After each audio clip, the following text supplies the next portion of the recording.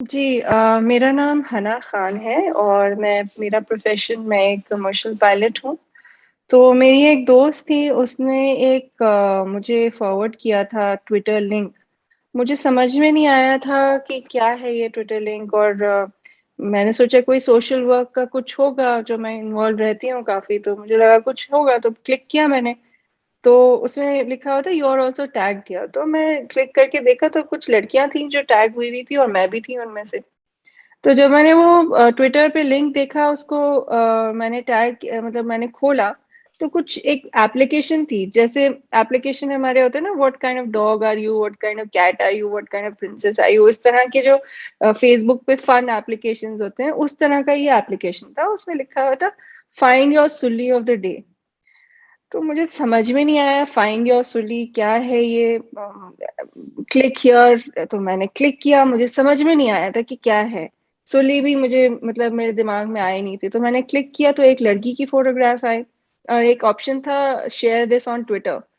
तो जैसे होता है ना शेयर योर रिजल्ट्स, तो मुझे समझ में नहीं आया, जब भी नहीं समझ में आया कि क्या चीज़ है ये, शेयर क्या करना है। फिर मैंने फिर से उसको क्लिक किया, मतलब एक और बार किया तो एक मेरी दोस्त का फोटोग्राफ आ गया, तीसरी बार किया तो एक और दोस्त का फोटोग्राफ हो गया, चौथी बार किया तो फिर मेरा था। मैं अपने आप को देख रही हूँ ये, और वहां फिर मुझे समझ में आने लगा कि सुल्ली का मतलब क्या है, ये एग्जैक्टली ऐप क्या है। मेरा तो मतलब इतना गुस्सा मुझे शायद कभी आया नहीं है, ना शायद कभी आ सकता है, पता नहीं। मुझे मैं इतने गुस्से में हूँ कि आज तक मुझे मतलब वो गुस्सा जा नहीं रहा है, मतलब इतना गुस्सा आ रहा है मुझे। बिल्कुल। तो जो आपको जब ये चीज़ पता चली, तो आपने क्या सोचा कि ऐसे लोगों को क्या सज़ा मिलनी चाहिए और इस तरह कितनी सारी लड़कियों को इस तरह का शिकार बनाया गया, उनकी फ़ोटो का मिसयूज़ किया गया? देखिए, सज़ा तो ज़रूर मिलनी चाहिए, बिकॉज़ देखिए अगर मैं मुझे तो उन्होंने टारगेट किया क्योंकि मैं एक मुसलमान हूँ और मैं बोलती हूँ और मेरी आवाज़ लोग सुनते हैं, तो इसीलिए मैं टारगेट हुई हूँ और कोई तो बेशक है नहीं। मगर अगर ये लोगों को टारगेट नहीं अगर इन लोगों को हमने रोका नहीं, तो ये यहाँ नहीं खत्म होगा। ये फिर हर औरत के पीछे पड़ेंगे, हर लड़की के पीछे पड़ेंगे। ये ज़रूरी नहीं है कि सिर्फ़ यहाँ तक एंड करा, किसी से नाइत्तेफ़ाक़ी हो गई तो फिर करेंगे। तो ये तो अगर रुकेगा नहीं तो फिर तो ये तो बढ़ता ही जाएगा। तो ये अभी इसको अगर हम लोग नहीं वी डोंट फाइंड देम, या हम लोग ढूँढते नहीं हैं उन लोगों को, तो ये हमारी पूरी समाज में मतलब और भी गंदगी का एक वो आ जाएगा, मतलब पार्ट आ जाएगा। हम लोग को इसको रोकना पड़ेगा। अगर अभी नहीं रोका तो बहुत मुश्किल हो जाएगी। अच्छा, हना, आपको ऐसा क्या लगता है कि आपने कौन-सी ऐसी आवाज़ उठाई थी, जिसको लेकर आपको टारगेट किया गया और इस तरह मतलब कैसी वो मुस्लिम महिलाएँ होंगी जिनको भी अभी टारगेट किया जा रहा है या किया गया? तो ऐसी कौन-सी आवाज़ आपने उठाई थी? क्या ऐसा बोला था? कोई बात, कोई खास वजह? अ, देखिए मुझे तो मैं तो पॉलिटिकल लिखनी दिखती नहीं हूँ। मैं कुछ भी पॉलिटिक्स के बारे में नहीं लिखती हूँ, बिकॉज़ मैं एक पायलट हूँ। मुझे ये सब चीज़ें मतलब मुझे अलाउड भी नहीं है और मैं करना भी नहीं चाहती हूँ कि मैं किसी की बुराई करूँ या कुछ लड़ूँ। मैंने ट्रोल किया है किसी को, ना मुझे ट्रोल किया है ज़्यादा, किसी कभी नहीं किया है, मतलब इक्का-दुक्का कभी ज़िंदगी में। तो मैं तो एक पॉलिटिकल अकाउंट हूँ नहीं। मुझे तो सिर्फ एक टारगेट इसलिए किया इसने कि मैं एक मुसलमान हूँ जिसके पास आवाज़ है, जो बोलता है, जिसकी फॉलोअर्स हैं थोड़े बहुत, और जो बोलता है तो मतलब सुनते हैं लोग। तो मुझे तो लगता है इसी वजह से। और जो लड़कियां हैं वो पॉलिटिकली एक्टिव हैं, वो पॉलिटिक्स में इन्वॉल्व हैं, वो कॉल आउट करती हैं लोगों को, तो वो उस वजह से इन्वॉल्व है। मुझे तो सिर्फ एक मुसलमान होने के नाते आपने इन्वॉल्व कर लिया, मेरा कोई लेना ना देना आपकी पॉलिटिक्स से, और आप ऐसे कर रहे हैं, मतलब दिस इज जस्ट रिडिकुलस। मतलब ये तो बहुत ही बदतमीजी है कि मैंने कुछ किया है नहीं, और अगर किया भी होता तो आपके पास कोई ये हाइट थोड़ी, ये तो बदतमीजी की हाइट है कि आप ऐसे कुछ करेंगे मेरे से। जलालत की एक लिमिट होती है, तो आपने तो क्रॉस कर दिया। मैं कोई स्लेव ऑफ द डे हूँ जो आप मुझे ऐसे ऑक्शन करेंगे या ट्विटर पे शेयर करेंगे? आपका मतलब डिस्गस्टिंग। अच्छा, जैसा आपने सब कुछ देखा इसमें कि सुली ऑफ द डे और इस तरह से स्लैब ऑफ द डे, इस तरह का जो चीज़ें जो यूज़ की गई थी, तो आखिर मतलब किस तरह की उसमें चीजें यूज की गई थी, क्या किया गया था, क्या बोली जो लगाई गई थी उसमें पैसे भी लगाए गए थे कि सबकी अलग अलग मतलब इनकी इतनी कीमत है, इनकी इतनी कीमत है, क्या हुआ था एक्चुअली, वो थोड़ा सा उसके बारे में बताएं। नहीं, ये पैसों का तो नहीं हुआ था इसमें। वो तो हुआ था जब मई में हुआ था, मेरी दोस्तों के साथ ही हुआ था, ईद के दिन। उन लोगों ने एक यूट्यूब वीडियो बनाया था और उस पे ऑक्शन किया था और फिर बोली लगाई थी पैसों की। वो इस बार नहीं हुआ, इस बार ये एप्लीकेशन था। तो अब कितने लोगों ने क्या किया हमें पता नहीं, इससे कि वो 20 दिन से वो ऑनलाइन था, जब तक हम लोग को पता चला 20 दिन हो चुके थे। तो क्या किया ये नहीं पता। बट ये बोली लगाना ये मई में हुआ था, उसकी भी एफआईआर हुई थी, और अब ये फिर से दूसरा दूसरा इंसिडेंट है, सेम लोगों ने, मतलब वही लोग ना फिर से वो यही कर रहे हैं। बिल्कुल, तो इसमें कितनी महिलाएं होंगी या कितनी युवतियां होंगी जो इस तरह के शिकार बनी हैं? आपको कुछ आइडिया होगा कि कितनी लड़कियां हैं इस तरह की? देखिए, मैंने तो 83 काउंट करी थी, 83। और मुझे किसी और ने कल बताया कि वो 200 से ज्यादा थी, 200 लड़कियों से ज्यादा। मतलब आप सोच सकते हैं कि कितनी बदतमीजी का हद है ये। तो क्या इसमें सभी की सभी लड़कियां क्या भारतीय मुसलमान ही हैं या फिर किसी और देश की भी लड़कियों को इस तरह से टारगेट किया जा रहा है? बहुत सारे, मोस्टली तो भारतीय हैं मेरे ख्याल से, और कुछ लड़कियां बाहर रहती हैं। एक जिससे हम जानते हैं, वो एक दुबई में रहती है, एक अमेरिका में रहती है, एक यूके में रहती है।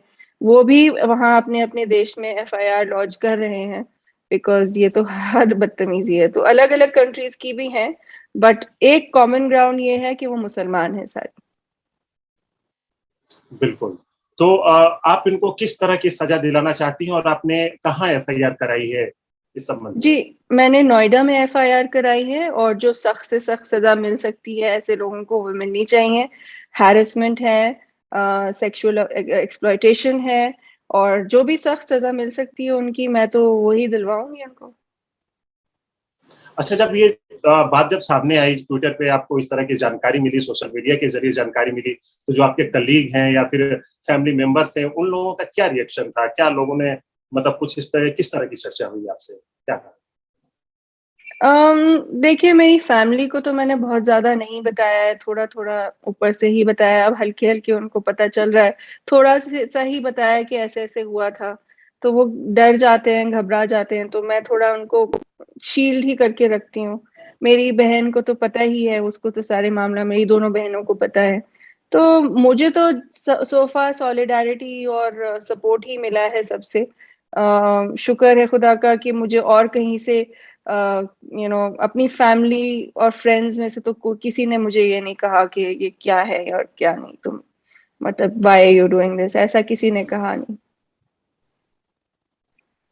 बिल्कुल, ये बहुत ही अच्छी बात है। और आखिरी सवाल कि जो भी इस तरह के साइबर क्राइम हो रहे हैं, खासतौर पे लड़कियों के साथ, वो भी सोशल मीडिया पे, तो उन लड़कियों को आप क्या मैसेज देना चाहेंगे कि जब उनके साथ ऐसा हो तो उन्हें खुलकर सामने आना चाहिए, अपनी आवाज उठानी चाहिए और पुलिस के साथ मिलकर उन पे सख्त से सख्त एक्शन लेना चाहिए?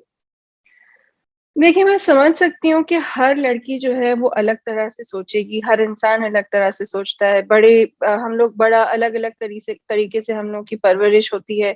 तो जिस वजह से जो वो परवरिश हम लोगों की अलग होगी, तो हम उनके रिएक्शंस भी अलग होंगे। तो बहुत सारी लड़कियां हैं जिन्होंने डीएक्टिवेट कर दिया है अपना अकाउंट, बहुत सारी लड़कियां हैं जिन्होंने अपना नाम चेंज कर लिया है, अपना प्रोफाइल पिक्चर चेंज कर लिया है।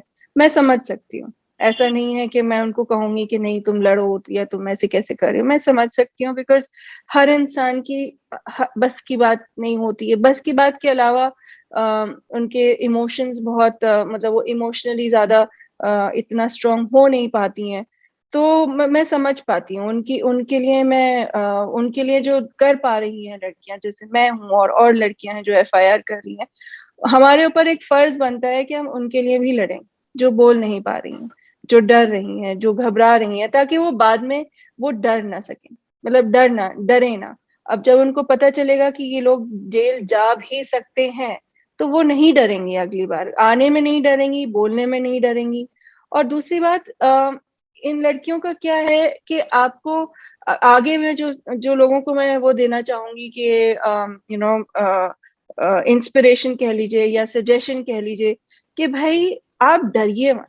आप जब किसी इंसान से डरने लगती हैं, आप उनसे आप उनको पावर दे देती हैं।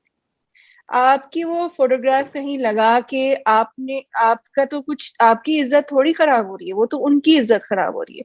ये हमारी लड़कियों को भी समझना है और हमारी सोसाइटी को भी समझना है, जो हमारे ऊपर एक जबरदस्ती का एक वो लगा देती है, बंधन कह लीजिए, या मतलब हमारे ऊपर एक बोझ कह दीजिए कि हम ही ऑनर हैं उनके।